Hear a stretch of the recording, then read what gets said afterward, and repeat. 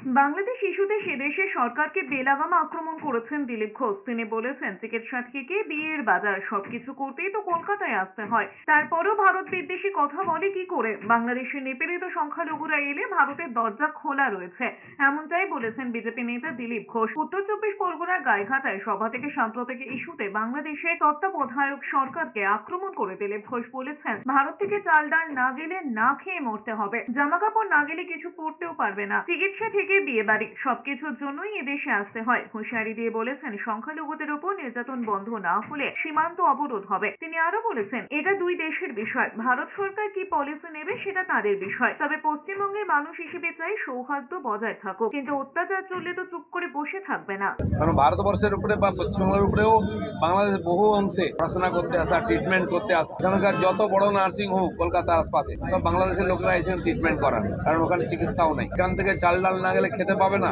কাপড় চোপড় না গেলে পরতে পারবে না। সমস্ত রকম সুবিধা আমরা দিয়ে আসছি। কলকারখানা কাজকর্ম আমাদের লোকেরাই করছে। বাজার করেন এখানে বিয়ে বাড়ি হলে। আমরা চাই সেই সৌহার্দ্য বজায় থাকুক, সেরকম ব্যবহার হোক।